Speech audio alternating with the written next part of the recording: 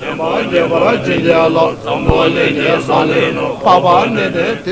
a Tibetan monastery in southern India, Buddhists pay homage to the reincarnation of a senior Lama.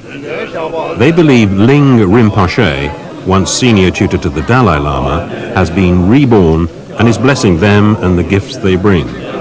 He's here in the form of a 5-year-old boy.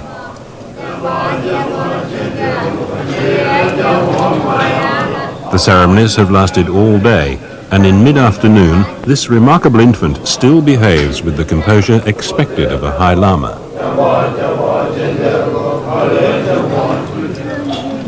Those who queue for a blessing are from many parts of the world and many walks of life. They include Richard Gere, the Hollywood film star. For 30 years, scientists have investigated other children who appear to remember previous lives. Tibetan Buddhists say they have their own ancient methods to precisely identify a child like this, the reincarnation of an 81-year-old Lama who died on Christmas Day, 1984. Is there real evidence for reincarnation, a form of life after death?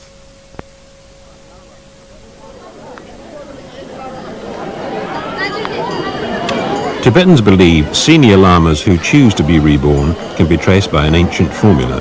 This includes looking for mystic signs in the flame of a butter lamp, consulting oracles and astrologers, and meditation. The Dalai Lama led the search for Ling Rinpoche. A year after Rinpoche's death, search parties went to various Tibetan settlements. They returned with long lists of possible candidates. The concerned people, you see, gave me full, I say, one quite big batch of paper, the list of the name. Then, through my own investigation, not there. Then I asked them, not here, even though, you see, more than, I think, 500 or something. Then I told them, oh, it seems not here. That they are disappointed. But then somehow, they again, you see, start to find. Then, near Dharamsala, the place called Beer, one child somehow, you see, they missed. The child was found in this orphanage at Dharamsala. His mother had died, and his father was too poor to support him. The infant was 21 months old. The search party said he appeared to know them. One member was a servant to the dead senior tutor for almost 50 years. Chanda, there's going to be Chanda Jikje. The member Chanda Sumja Tashi, Namchitel. And the Dinetiran Chanda Tuis. As Washington Dinan de Chanda Tuis. Chanda Tenda, that Chanda Damatar, yes, the Machin Namsaku Komi Chanda, Charlie Shea. Charlie Shea message, Kokomi Chayumaris, Koran Chayumaris, Chayum with the Chanda Donish Saraj, Mata, the Nicheris. And elevate his anywhere, Jumsik to stories. The infant passed the recognition test. He could identify belongings of the dead monk from similar articles. He was declared a tulku, a reincarnated Lama. He was examined by the Dalai Lama, who said the child knew his way around the palace and seemed to recognize former colleagues and servants. The new Ling Rinpoche was taken to meet the people in Dharamsala. He was barely 2 years old.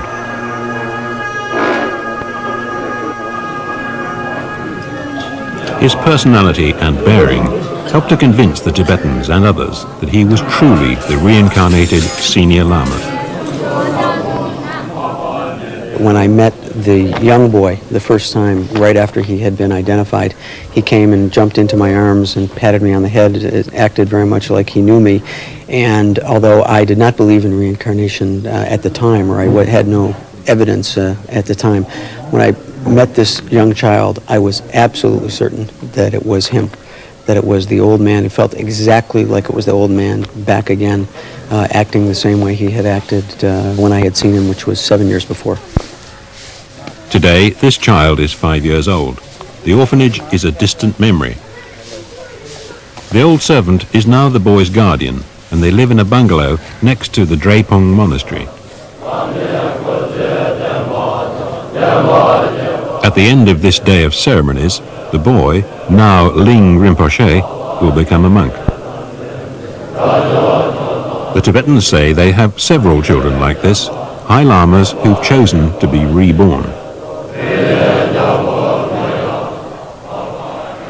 The University of Virginia is the center of research into claims by children to remember former lives. Almost 3,000 cases have been investigated by Professor Ian Stevenson. One child in 500 might have such memories, according to a survey in northern India. But the memories begin to fade by about the age of 6.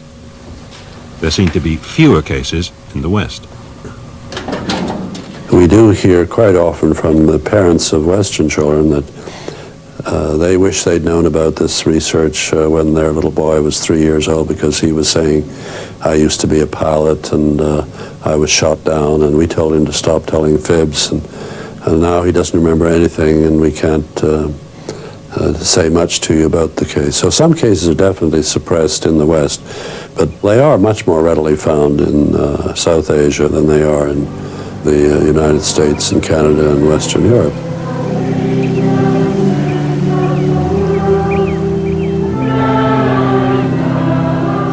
In British Columbia, Canada, there are people for whom reincarnation is an ingrained tradition, the North American Indian.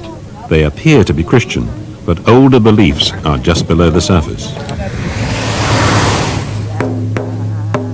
These beliefs may have come from Asia, because the tribes are descendants of hunters who crossed from Asia when the continents were joined in the Ice Age.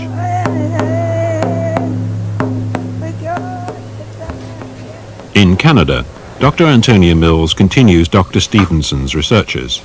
Some claims of reincarnation involve birthmarks, perhaps corresponding to some injury in a past life. These will be checked against medical records. Dr. Mills has studied cases in other parts of the world. She knows there are differences here. In most tribal groups, the previous personality, the person who is said to be coming back, is closely related to the subject, to the child. And in such cases, it's very difficult to be sure that statements that the child might make are not based on knowledge that the child could learn from its parents speaking about this person. So one has to use a lot of caution in analyzing these cases. Let us pray also for the doctors and nurses and all those who... Among the congregation at Maurice-Town Church is 82-year-old Emma Michelle of the Wet'suwet'en tribe. Mrs. Michelle believes in reincarnation. In this family photograph, she is aged 4. With her is her brother Jimmy, whose battered body was pulled from the Skeena River. His death remained a mystery until years later, when Emma's infant grandson, also called Jimmy, was playing on the floor. The bell in the nearby church began to toll. The boy asked his grandmother why the bell was ringing. Mrs. Michelle said it was because a neighbor was dead. The child asked, who? Donald Gray, I said. Why he died, he said. He hired somebody to kill me that time, that's why I'm died, he says. He hired 3 men to kill me. That's why I'm died too. No, he died, he said, and he laughed about him. The family believed young Jimmy was the reincarnation of his great-uncle. He described in detail how his great-uncle was beaten up and thrown into the river in a dispute over fishing rights. Gaffing the salmon in the Maurice-Town Canyon is as dangerous as it looks, but it's a source of status and wealth. A chief has rights here, and others must move aside. Jimmy Sr.'s right to fish was challenged by Donald Gray. There was a bitter quarrel. Ironically, the reincarnated Jimmy also died in the Skeena River. He fell or was thrown from this cliff. But his death has not ended the cycle of rebirth. There's always a cycle that you can't stop, and this is where the reincarnation fits in. Another of Emma's grandchildren, Nelson, is a pupil at this lecture on the cycles of life. Nelson is believed to be a reincarnation of both Jimmys. His family say that as an infant, Nelson could remember their previous lives. He used to wish he'd been born a girl, so then there'd be less chance of ending up dead for a third time in the Skeena River. Today, Nelson's memories have faded, but he used to tell his family about his previous lives and a car he once owned. He used to run around the car and he used to tell my parents, and he used to tell them that this was his car. And all the wheels were flat, and he used to kick them and say this was his car, who did that to it. And he was just two and a half. Really little. Very small. All the children in this game are said to be reincarnates, not simply because of what they remember. Some have birthmarks corresponding with marks on the dead person whose life they spoke about. Newborn babies are minutely examined for telltale signs. I interrupt your card game. I wanted to take a picture of the bump on your head. Is that okay? Yeah. Your mom said it was. This child is said to be the reincarnation of an aunt who suffered a head wound before she died.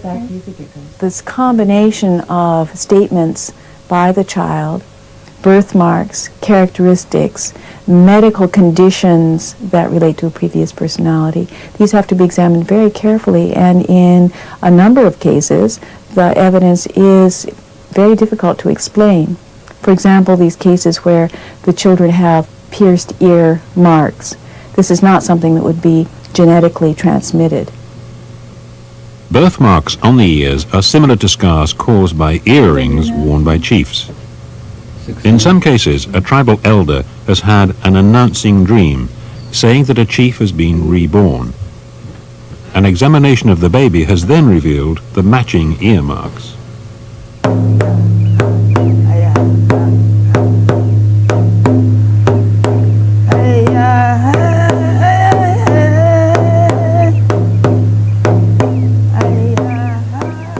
I have not been able to think of an explanation that accounts for the phenomena in these cases other than reincarnation.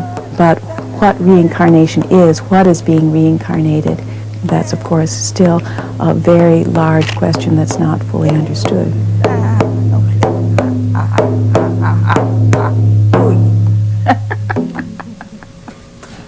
Professor Stevenson has studied hundreds of birthmarks and birth defects in children who claim previous lives. I'm particularly interested in a collection we have about 15 cases where there are two birthmarks corresponding to bullet wounds of entry and exit. And forensic pathologists know that nearly always if you shoot somebody, the bullet wound of entry is small and round, and the bullet wound of exit is large and irregular in shape. And that's the way our birthmarks, in about half of these cases, they correspond exactly that way. This boy was born without a right ear, but with memories of the life of a man who was shot in the head. He remembered the previous life of a peasant farmer, this was in Turkey, who went to sleep at the end of the day in a pasture, and a neighbor came along hunting rabbits, and in the twilight mistook this sleeping peasant for a rabbit and shot him with a shotgun at point-blank range. We were able to go to the government hospital where the wounded man had been taken, and there we found a report showing that he died about 10 days later of hemorrhage in the brain. And this boy had memories of this man's life and his death. The skull of a Turkish miller killed by a blow to the back of the head with a flour shovel. This picture is from the official post-mortem report. Later, a child claimed to remember the miller's life. The boy had a misshapen skull. Violent death occurs frequently in Stevenson's best cases. He speculates that the trauma of such a death may cause it to be remembered. This Burmese man recalled a previous life as a notorious bandit who was captured and executed for murder. The hanging was bungled, so that he had to be hanged twice. And the subject, who had the memories of this brigand, was born with a almost absent lower jaw. His mandible was exceedingly small, and his mouth was very narrow and tight, so that he really can only take liquid food, and he can't open his mouth. But birth defects of the kinds that we have in these cases are uncommon, and they're not the sort that you find in the textbooks of birth defects, the monographs, with rare exceptions. A few of them are, but most of them are not. In a village in northern India in the 1970s, a small boy lost the fingers of his right hand in a fodder chopping machine. Later, the child died, but in a neighboring village, a boy was born who claimed memories of the dead child's life. There was other evidence too. Lekpal's case was investigated by Dr. Stevenson and the Indian parapsychologist Dr. Satwant Pasricha. अच्छा लेखपाल, पहले जन्म की बातें याद है तुम्हें? यहाँ पैदा हुई, थोड़े कुछ बाद जब छोटे छोटे थे तब थोड़ा याद करो करते थे, फिर इलाज चलते रहो। जैसे पिताजी ने मोह को ऐसे शराब गांजा पियो करते थे, उनने ऐसी मशीन फिराई दी, तो हाथ वो कटियो, हम तो वहीं खड़े रह गए, उंगलियां पांच उनके सामने गिरी जान, तब एकदम बड़बड़ाने भी सब कि लला को हाथ कटियो हाथ कटियो। तब तुम्हारा नाम क्या था? हुक्म सिंह। इस पे नाम लिखना जरा फिर से एक बार। Being born with missing fingers is very rare, and the corresponding feature in the previous personality adds to its importance. The same fingers were chopped off. Also, there was no family history of missing fingers, and there was no such case in the whole of village. Dr. Pasricha says a weakness of the case is that the two villages are only 5 miles apart. Details of the dead child's accident could have been known in both places. Dr. Pasricha went with Lekpal to the house of the dead boy. Inside were the child's mother and older brother. The boy was recognized and accepted by both. Lekpal lives here for much of the year. तो आपको लगता है कि आपका बेटा ही है? हमारा बेटा है, आइए। हम तो उन्हें बेटे की तरह से भी हमें मातारी की तरह से मानते। ये आपका भाई लगता है? हमारा भाई है। भाई आपका? नहीं, भाई तो इस जन्म में तो नहीं है आपका ये भाई। इस जन्म नहीं, पिछले जन्म में तो था भाई। अच्छा, तो अभी भी आप इसको भाई मानते हैं? भाई है ही। अच्छा, कैसे यकीन हो गया कि आपका भाई है? जब मैं वहाँ गया था पहली बार इनके यहाँ, वहाँ एक शादी मैंने कराई थी, तो वहाँ मैं पहली बार गया, तो जब मेरे पास आया, मैं 3-4 भाई हैं, सभी जने बैठे थे वहाँ, तो इसने पहचान लिया, बोला ये मेरा भाई है, ये हमारे भाई है, एक हमारी बहन थी, हम करीब 50 आदमी घर में, एक ही बहन है मेरे पास। अच्छा, तो हमारी माता जी भी है। तो आपको लगता है कि आपका बेटा ही है? The mother of the dead boy is certain Lekpal is her son, and not simply because of the evidence of his damaged hand.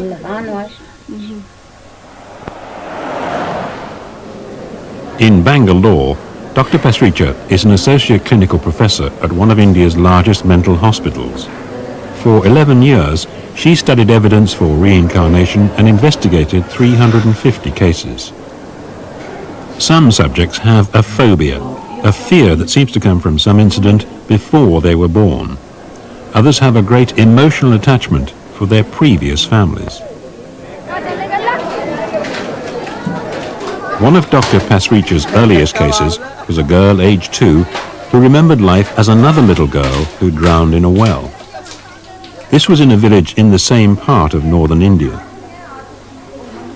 Today, in the Hindu holy city of Vrindavan, Manju Sharma is a young married woman with 2 small daughters of her own. वहाँ पे पहले गांव मारी में मतलब चौमा में 2.5 साल की 10 साल की कुआं में गिर के मर गई, तो मैंने वहाँ पे 2 साल में आप 10 साल की थी? हाँ, जब कुआं में गिर के मैं मर गई। हाँ, फिर मैंने 2.5 साल की में जन्म लिया वहाँ पे पसौली। तो फिर वहाँ पे हमारे ताऊ जी है ना, कपड़ा मतलब तगादा करने जाते थे, तो वो मैंने पहचान ली हमारे ताऊ जी हैं। उसने कही कि नहीं जी पिछले जन्म की। हाँ, उसने कही कि नहीं हमारी लड़की तो मर गई। मैं नहीं, मेरे ताऊ जी हैं। तो उसने कहा कि हम तुम्हारी मैया आपको भेजेंगे, तुम यहीं पे रहो। तो उनने मैया को मेरे कपड़े भेजा चौमा वाले को, तो वो आए वहाँ पर, तो उन्हें प्यार करा, मतलब मिठाई विठाई लेके आए थे सब, तो उन्हें गोदी गोदी में बैठा दी। As a child, Manju's feelings were so strong, she insisted on living with the dead girl's family for 10 years. Critics say these children are from poor families trying to claim a relationship with a wealthier one. Manju is the opposite. She is a high caste Brahmin who chose to live with a poorer family from a lower caste. In class-ridden India, this is an unlikely relationship. Manju has divided her life between these two families. Manju का नाम है ही ना कोई। कृष्णा है जैसे हमारी पहली बेटी ऐसी ये है। और ये बच्चे आपको अपने ये बच्चे को नाना कहें हमसे या तो नानी कहें। नानी बोलते हैं। चार पे लाके हमने थोड़े कोई दूसरे समझ के लाके हमने। Manju has outgrown her fear of wells, even of the place where she believes she once drowned. I would consider this one of the strong cases. She started talking about her previous life when she was 2.5, and whatever she was describing, her emotions will change accordingly, her facial expression would change, and nobody, I thought at that age, would have coached her to stage such a case. I don't think there is any apparent motive in this case to sort of cook up a case, and they were not gaining anything. There were no obvious gains for the present family. In fact, they had to lose their child for 10 years. Not all Dr. Pasricha's cases were born with memories of another life. In rural India, she investigated a case of possession, a dead person who appeared to survive by taking over the body of someone else.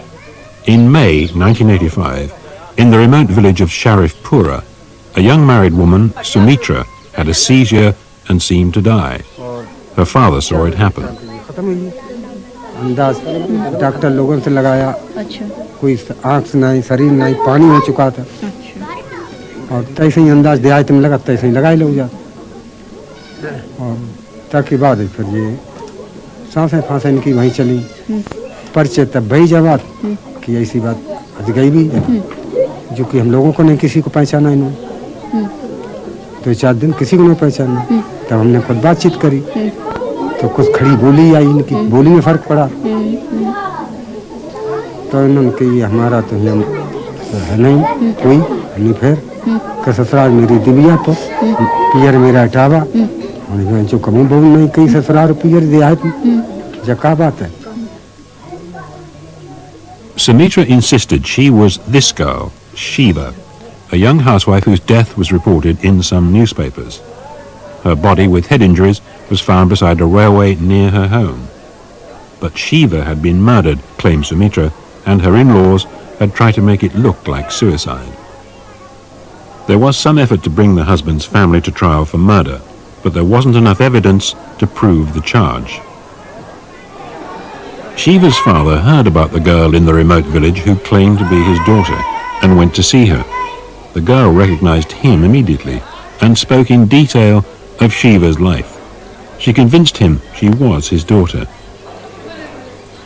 तो फिर थोड़ा हमारे आंसू भी आ गए, हमने कि जब इतना बतलाती, फिर उसने बच्चों का नाम लिया, सब पूरा अपना, उसके बाद जो है इस तरह से सब, फिर हमने उनसे कहा भी ठाकुर से रुके भी, तो दूसरे दिन हम यहाँ लेकर के आए उसे, जब यहाँ लेकर के आए तो मैंने वाइफ को जो था अलग बैठा लिया था, इसी मकान में थे जब आप आई थी, तो मैंने कहा जब उसने देखा तो उसे कोई यही नहीं दिखानी कि मम्मी कहाँ है, तो उसने कहा यहाँ तो मम्मी है नहीं, हमने कि देखो इन्हीं में बैठी और लेडीज थी सब, तो वहाँ सब औरतें थी, वहाँ बोली कि मम्मी तो यहाँ नहीं है, फिर उसके बाद में पिताजी उनके बोले मम्मी को देखो कहाँ है, तो इधर उधर देख के तो कमरा में पहुँची, अंदर हम बैठे थे, वहीं जाके मम्मी मम्मी कह के रोने लगी हमारे साथ। Dr. Pasricha checked Sumitra's statements against published accounts. The girl gave 16 facts about Shiva's life not mentioned in any press reports. Sumitra identified 22 relatives of the dead girl from photographs. 5 years after Sumitra allegedly became possessed by Shiva, we called unannounced at the isolated village where Sumitra lives. Sumitra agreed to talk to us, but made it very clear she was as certain as ever about her inner identity. अच्छा, ये पूछना है तुमसे सुमित्रा मैंने कि नहीं, सुमित्रा मत बोलो मुझसे। हाँ, अभी शिवा ही हो तुम? हाँ, क्यों? क्या होकर के इस दुनिया में जो पैदा हो जाता है वो क्या बार-बार बदल जाता है बहन जी? अच्छा, नहीं पहले बदल चुकी हो ना तुम, इसलिए नहीं, तो मैं एक बार जब बदल चुकी हूँ, जब मैं एक बार शिवा हो चुकी हूँ, तो क्या बार-बार सुमित्रा बन सकती हूँ? तुम अभी शिवा ही हो? हाँ, और क्या सुमित्रा बन जाऊंगी? तो सुमित्रा के बारे में तुम कोई बात याद है? नहीं है, नहीं है। वो मैंने पहले ही कहा, वो अब कह रही हूँ। शिवा के बारे में तो तुम्हें क्या-क्या याद है? वो पहले बारे में जैसे बचपन से 2 बच्चे हैं, वो भी आप जानती हो। अच्छा। हाँ, जैसे खत्म हुई थी वो भी मैंने बता दिया था। Dr. Pasricha also found evidence of changes in personality and behavior. Sumitra, the barefoot village girl who never went to school, has become more like Shiva, the educated daughter of a school teacher.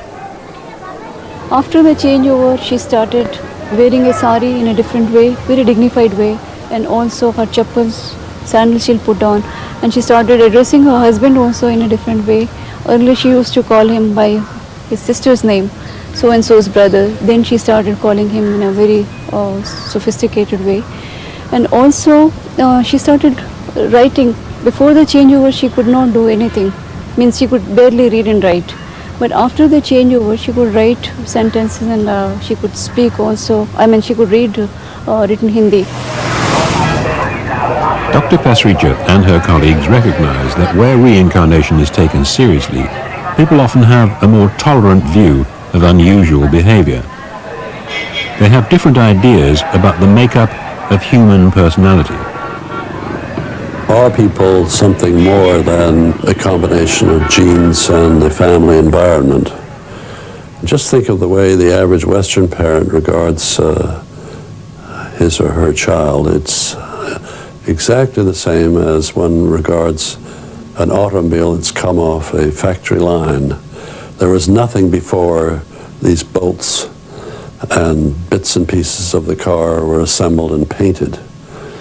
And that is the standard view that Western parents have of their children. They make the child. The attitude is quite different in countries where there's a belief in reincarnation. There is this third component of some existence before the conception of the current body, as they would see the matter. So that the child bears some responsibility for what he does and says and how he develops.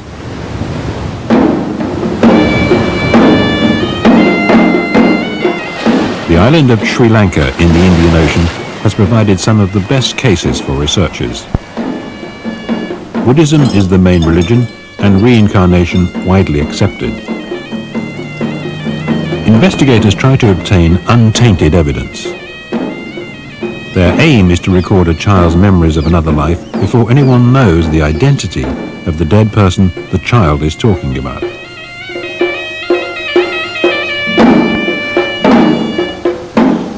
Several important Sri Lankan cases have been investigated by Professor Erlendur Haraldsson of the University of Iceland. He's with the Sri Lankan researcher Godwin Samararatne. They've come for a further meeting with 6-year-old Dilukshi. For the past 3 years, this little girl has been talking about a previous life as a small child in a district 70 miles away. A life that ended when she fell in a river and drowned. Ammai tatai nangi mandi. Ammai tatai nangi mandi. Dilukshi still remembers another set of parents and brothers and sisters. A Colombo newspaper had published Dilukshi's memories before any previous personality was discovered. The story was read by the father of a dead girl who said Dilukshi's account of a drowning matched the life and death of his daughter, Shiromi. The reporter took Dilukshi to the home of the drowned girl, where she made several recognitions.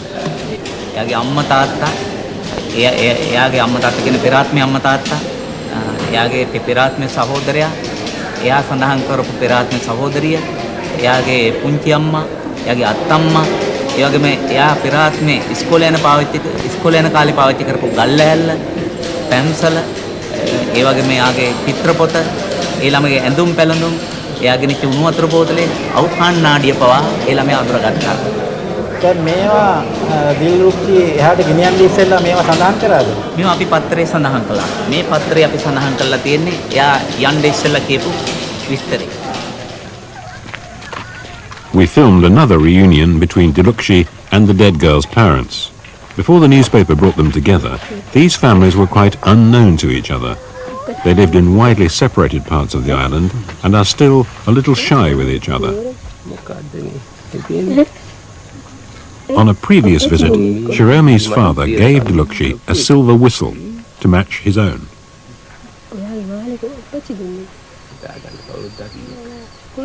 The first time Dilukshi met Shiromi's mother, she said, "Mother, I've come home at last."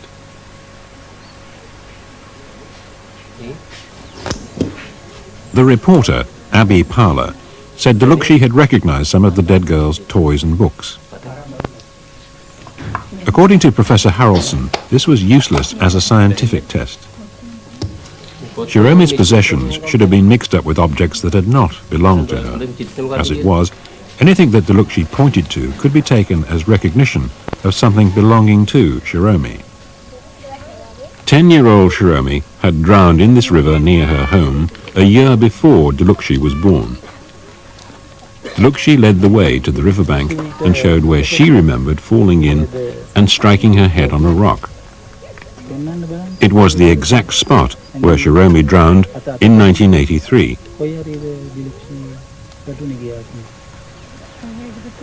When Dilukshi visited here for the first time with the reporter Abby Parler, she identified the same place.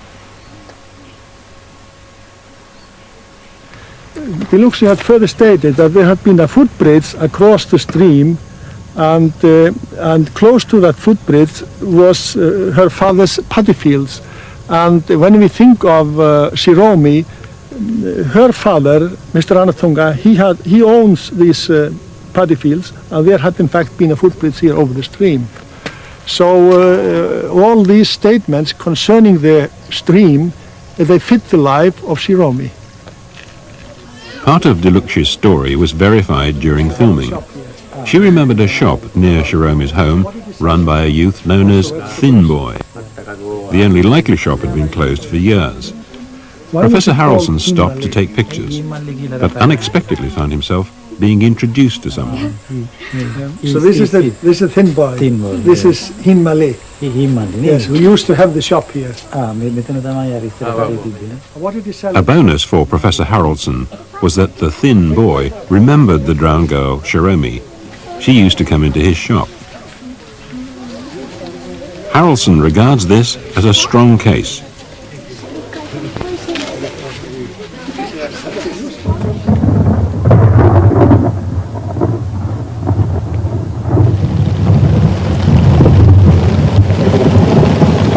In a tropical downpour in Sri Lanka, a father escorts his daughters home from school. 10-year-old Subhashini has a fear of storms. During another downpour when she was 3, the terrified child told her parents about a landslip on a mountainside during a thunderstorm. It was on a tea plantation where, she said, she had a different father and mother. Subhashini no longer has these memories, only a fear of storms. Her mother remembers what she said. Amma එදත් හරියට වැස්සනේ මේ වගේ වැස්සා වහිනකොට මේ කන්දක් ආවනේ එකපාරට අපේ ගෙදරට ගුඩු ගුඩු ගාලා සද්දය ආවා. ඒ එනකොටම අම්මා කෑ ගැහුවා මේ මොකද්ද ඉන්නේ සද්දයක් එනවා අර කන්දවත් එනවද කියලා බලන්න කියලා.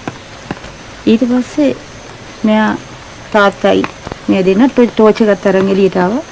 එළියට එනකොටම අපි ඔක්කොම හිර වුණා. ඊට පස්සේ මම මොකද කරේ කියලා ඇහුවා. එදර කිව්වා මං ඊට පස්සේ දුවගෙන ටෝච් එකක් අරන් කුලිය පිට ආවා.